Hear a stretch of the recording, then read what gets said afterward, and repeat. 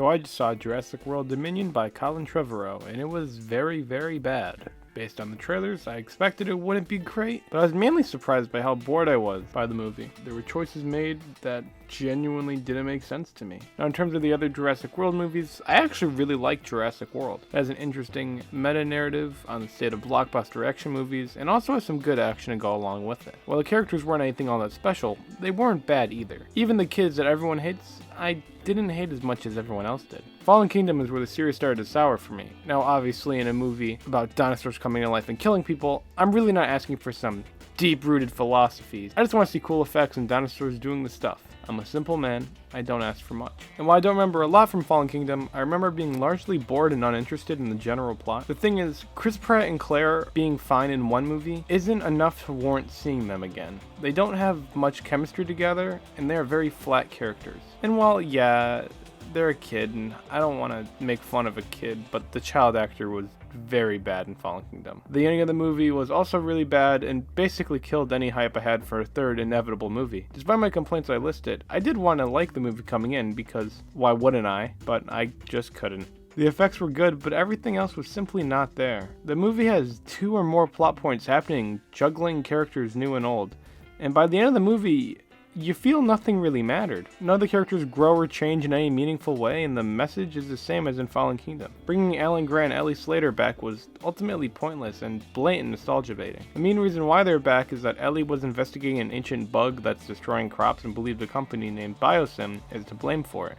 And despite the stakes of this movie being the highest ever since the ancient bug threatened global extinction, you never feel the full gravity of the situation, mainly because the characters never seem to be anxious about the situation. Everyone is way too calm under pressure to really feel the stake. The rest of my complaints will basically spoil the movie, so if you don't want spoilers, skip to the time code on screen.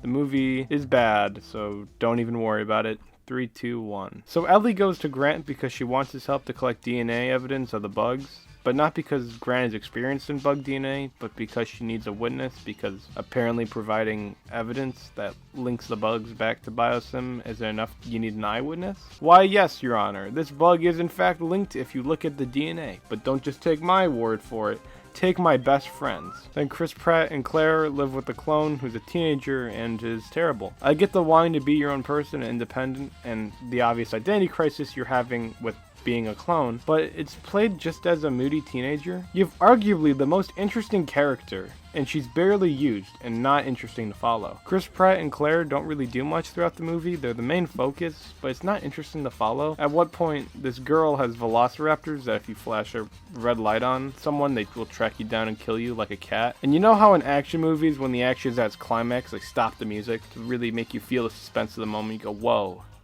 That's really cool. They do the opposite here.